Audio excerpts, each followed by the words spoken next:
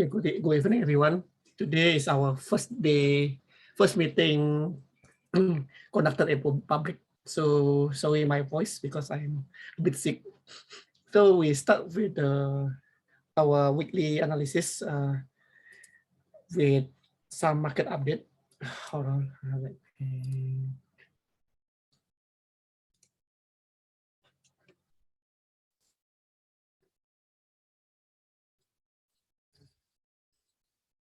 Today is 11 March.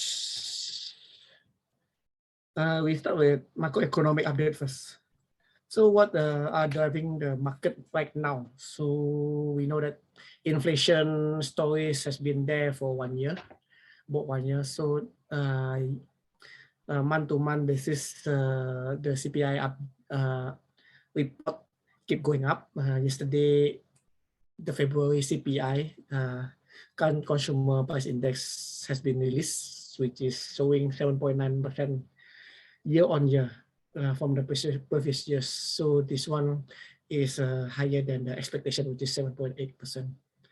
This one also driven by the Russia and Ukraine war, whereby the Russian have some suffering the embargo and exclusion from the SWIFT network. Then it caused higher oil and commodities worldwide, including US. So then since the commodity prices are, which is a basic material for industries, keep going up, and also inflation also going up.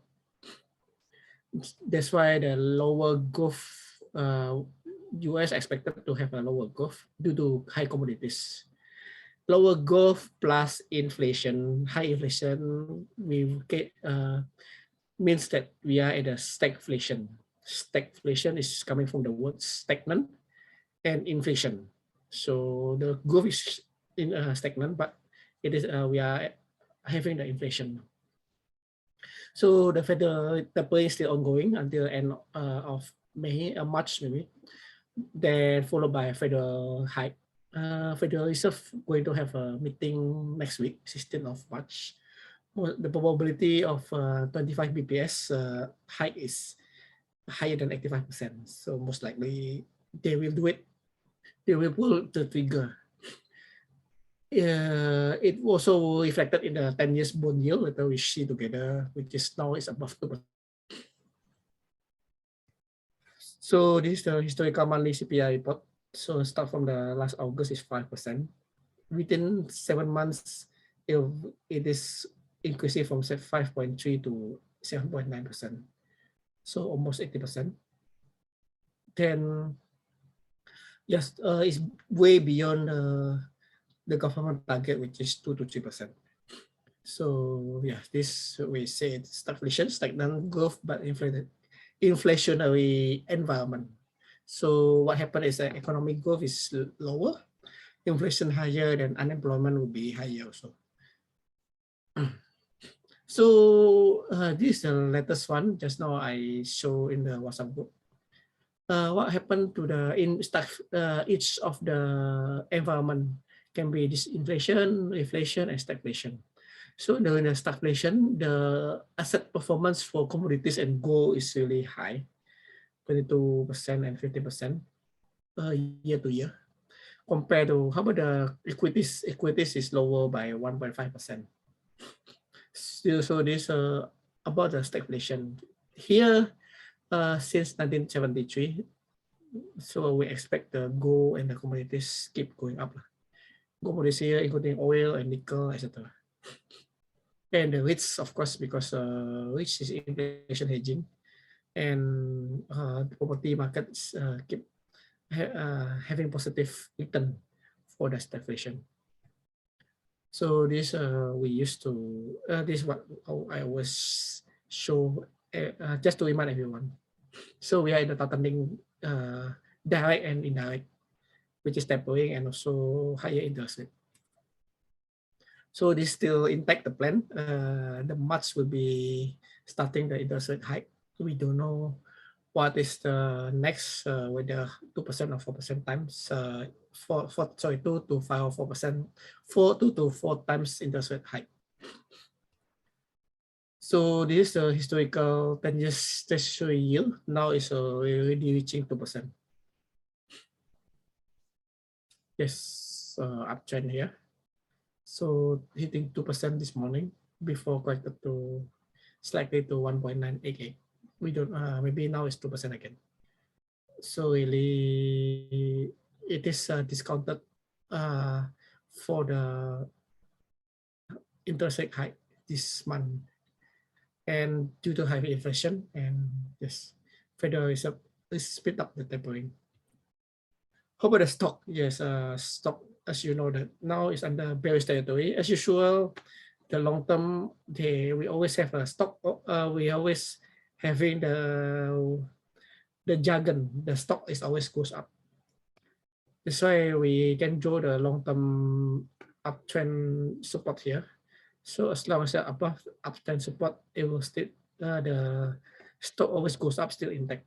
But now it's different. So now we can draw, in fact, the downtrend line here. So means this one is we can say that the stock is always goes down now. So we wait until the stock will back up to the above this break out from this downtrend resistance, and we see this below SMA 200, and you see here SMA 50 and SMA 200 almost cross over. It is a dead cost. So what's that cost is is a super bearish. Then yes, this you see here the RSI once hitting the below 50, right, or maybe at the oversold territory, it usually bounce up to towards the overbought lah. But in here it is not. So it is like there is a virtual or imaginary resistance here.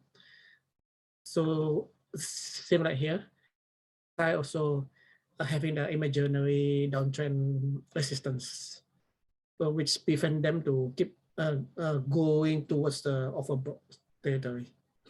So it's really bearish.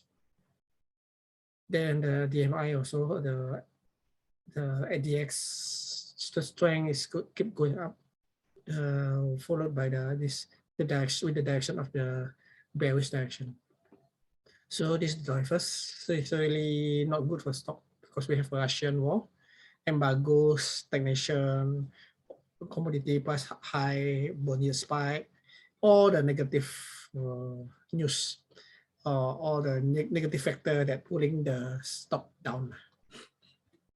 Nasdaq also same. Nasdaq is quite sometimes already 1 week, or maybe yes, 1 week already below the so the depth cost, then below support resistance, downtrend resistance.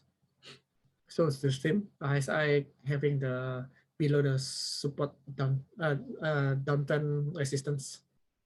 Also same. This is the suffering more, and Nasdaq is the technological company. So because there is no growth, when there's no growth or stagnant growth, the growth driver for the growth stock is limited. That's why I think the revenue growth will be suffering for the growth sector. So high growth suffer most, especially for the higher commodity price, and also the interest rate high. The VIX, this is the volatility index. Higher VIX means people buying put option, which is bearish. Put option is the right, no obligation to sell the share in certain price. When the people buying put option, it give this person's opportunity or option to sell, let's say the $100. So people will expect that when stock from $100 to $50, he can buy, he can have a profit there. Similar like shorting. So when the option price is higher, then option price increase. That's why volatility index, which is measuring the 30 days average S&P 500 option, will be increased. So it's a fear factor. So fixed more than 20 is the market's under fear. Fixed less than 20 is healthy. So we see here the fixed already sometimes from January until now already always above 20. So the volatility is there to stay at the moment. How about the breadth? Breadth is market strength. The measurement is a new high against new low. Then numbers of stock 52 weeks high or against 50 weeks low. Advance and decline, how many stock is increased compared to decrease. And percent stock above 200-day average. And percent stock above 50 days average.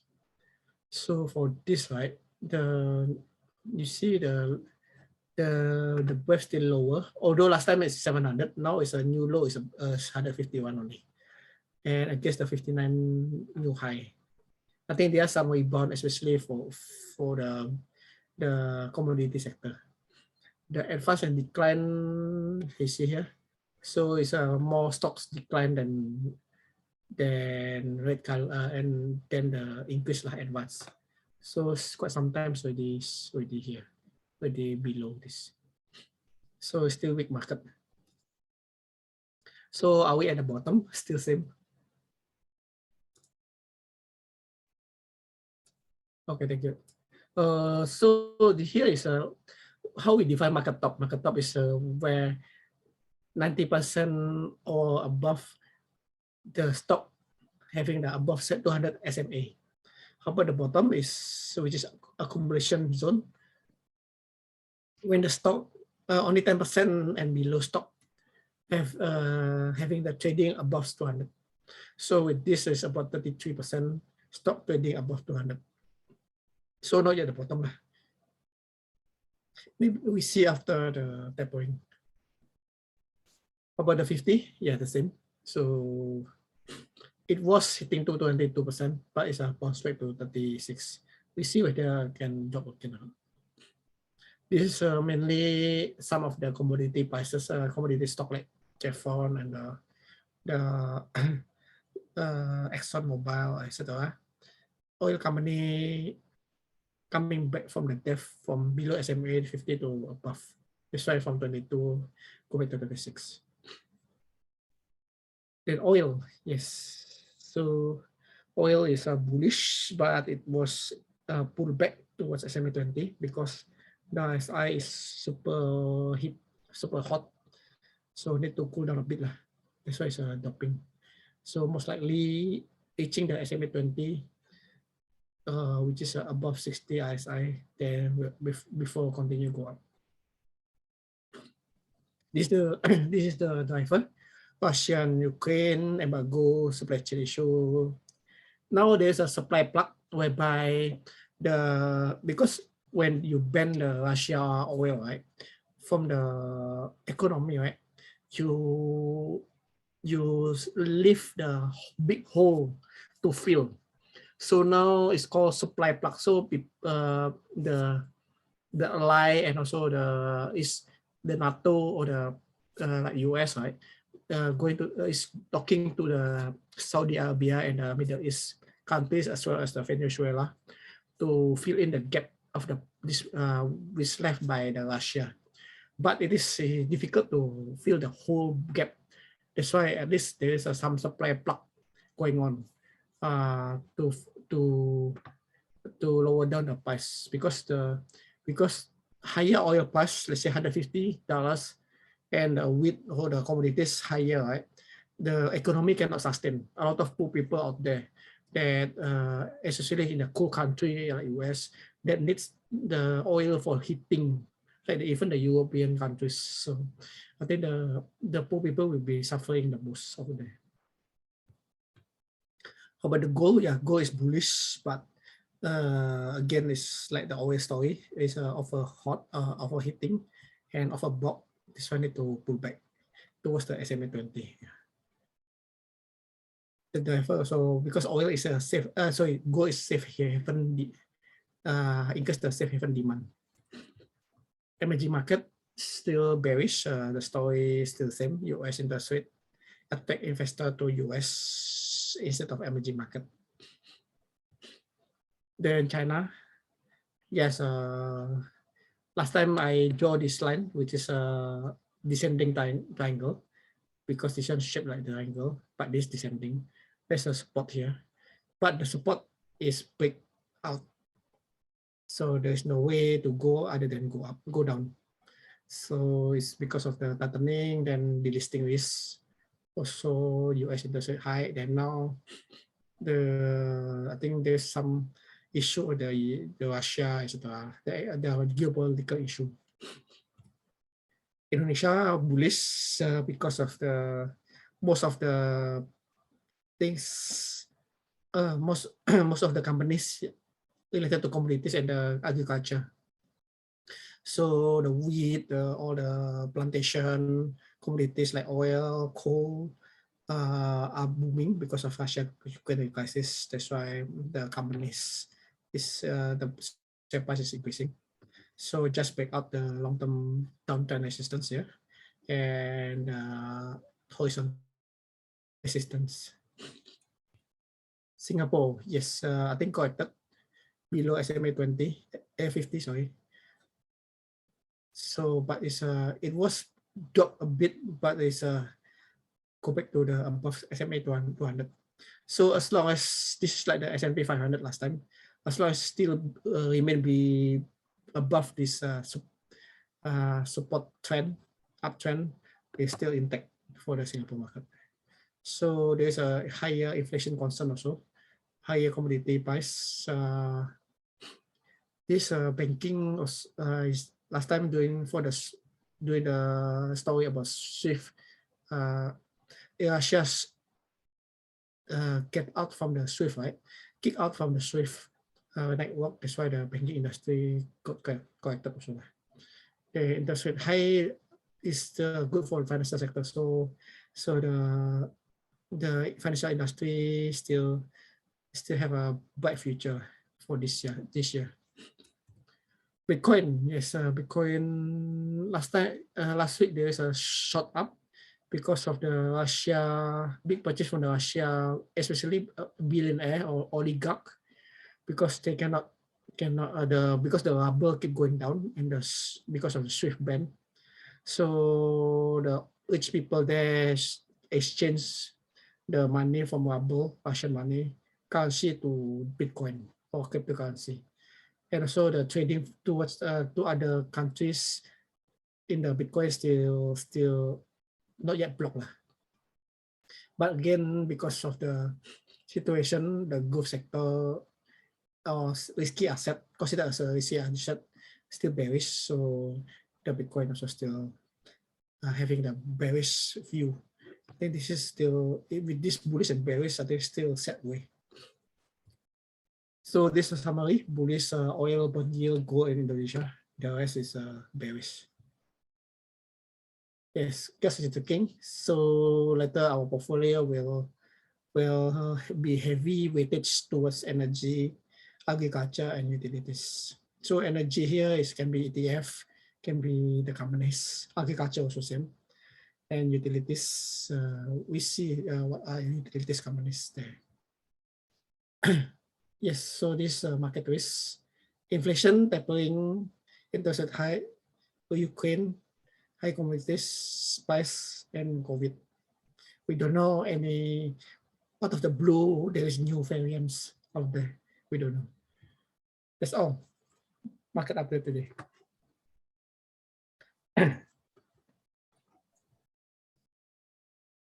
So it's still not a good